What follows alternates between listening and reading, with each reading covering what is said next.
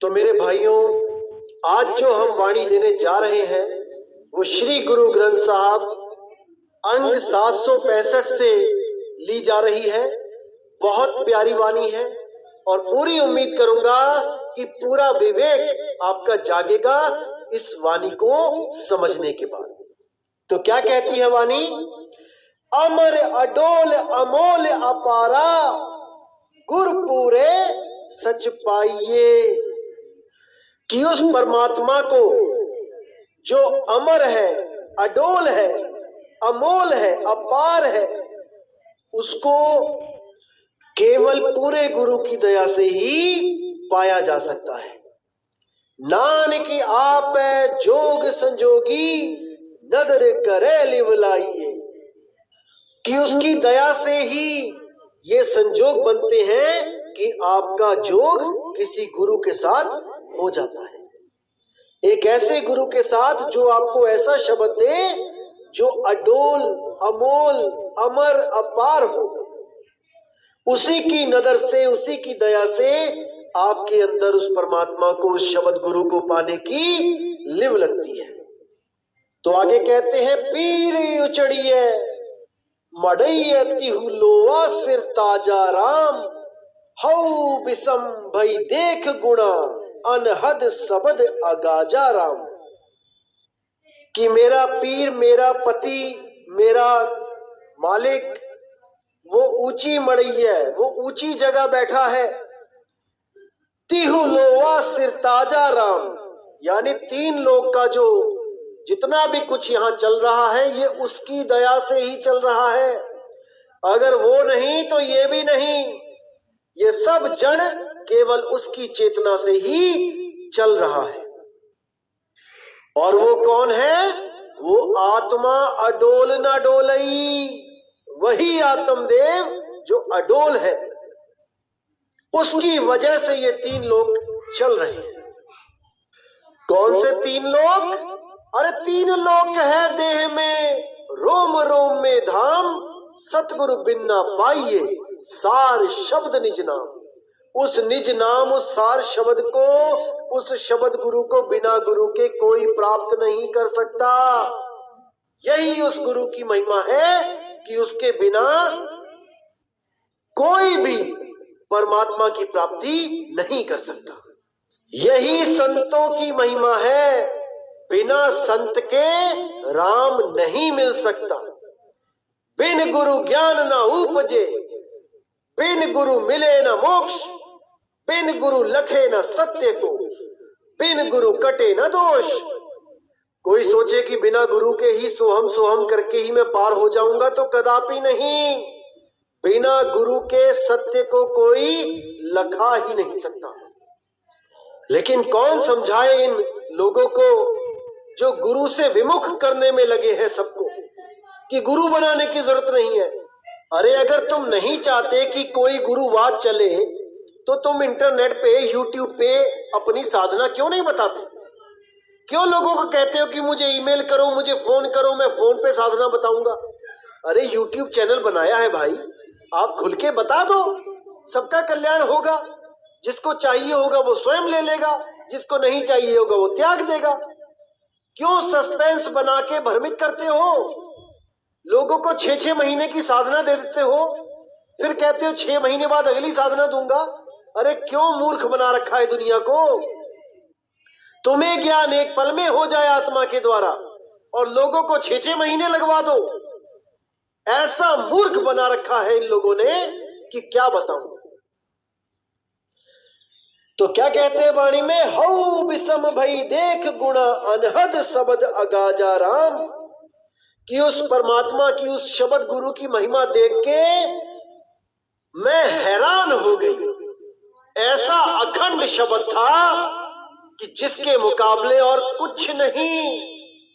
एक पल सतनाम का इस 3 लोक से भी मुकाबला नहीं हो सकता।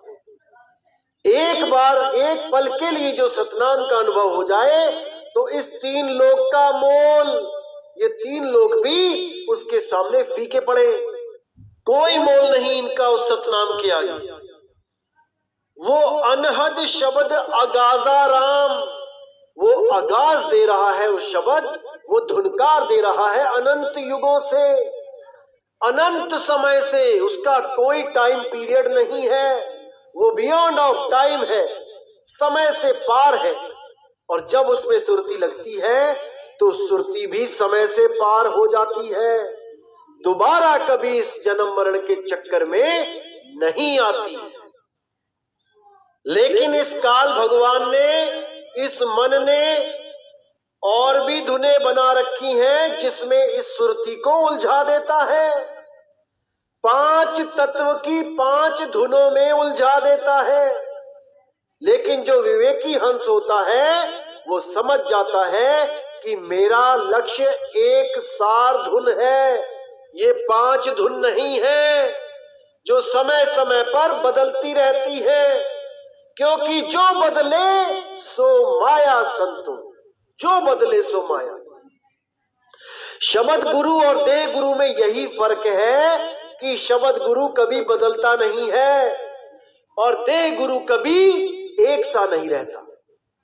जैसे ही देह गुरु शरीर में आता है, मां के गर्भ में आता है, तो मटर के दाने की तरह होता है और धीरे धीरे बढ़ता हुआ गर्भ से बाहर आता है तो 6 इंच का होता है और थोड़ा सा बड़ा होता होता 1 फुट, 2 फुट, 4 फुट होता होता 5-6 फुट का हो जाता है और उसकी लंबाई वहीं रुक जाती है। अब उसको जो गुरु मानकर बैठा है कि मुझे वो गुरु पार करेगा, वो गुरु मुझे मिलेगा जिसका अपना ही रूप हजारों बार बदल गया। जवानी में कैसा था, बचपन में कैसा था, बुढ़ापे में कैसा था और जर्जर अवस्था में कैसा हो जाएगा। अरे उस शक्ल को जो गुरु मान के बैठ गए हो, यही तुम्हारे बंधन का कारण है। उस गुरु की खोज करो जो कभी बदलता नहीं है, जो अनंत से अनंत तक एक सार रहेगा, एक जैसा रहेगा। वही आपको बचा सकता है, अन्यथा सब यही भरमाने के लिए आते हैं। तो मेरे भाई, विचार करना है, विवेक लगाना है, पूरा विवेक लगाना है। तो आगे कहते हैं, शब्द विचारी करनी सारी, राम नाम निशानो, नाम बिना खोटे नहीं ठाहर, नाम रतन परवान। कि ऐसे ही किसी गुरु के पास नाम नहीं ले लेना है भाई। शब्द विचारी, उस शब्द पे विचार करो, क्या है वो शब्द जो गुरु आपको दे रहा है। कहीं गुरु 52 अक्षर तो नहीं दे रहा है, कहीं वो मायावी शब्द तो नहीं दे रहा है जो धुनें बदल जाती हैं, कहीं वो इन तत्वों में तो नहीं उलझा रहा है, कहीं श्वासों का जाप तो नहीं दे रहा है, कहीं सोहंग कोहंग ओहंग का जाप तो नहीं दे रहा है, कहीं 5 नाम तो नहीं दे रहा है। ऐसे गुरुओं से सावधान हो जाना है।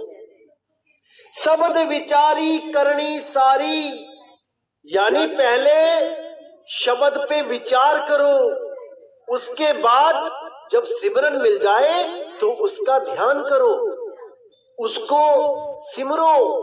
वही सार करनी है, वही सार भक्ति है। शब्द विचारी करनी सारी, राम नाम निशानो।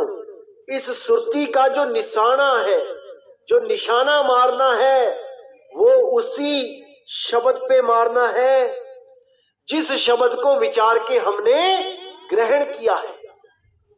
साहिब कहते हैं, निशाना कोई मारे संत सुजान, उस शब्द पे कोई बिरला ही निशाना मारता है भाई। तो आगे क्या कहते हैं, नाम बिना खोटे नहीं ठाहर, नाम रतन परवानो।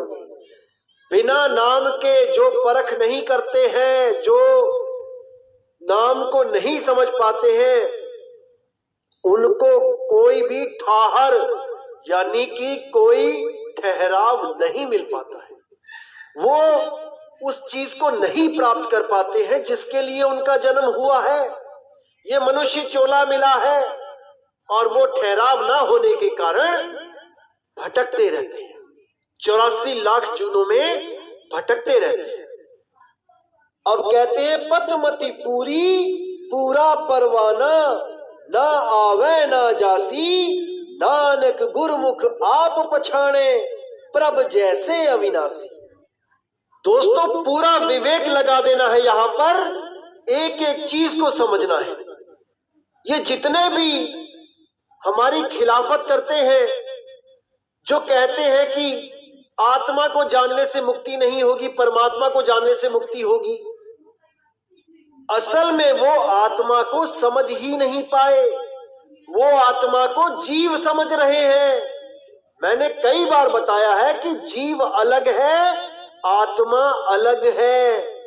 आत्म ज्ञान में आना है मेरे भाई, और जो आत्म ज्ञान में आ जाता है उसको परमात्मा मिलता ही मिलता है।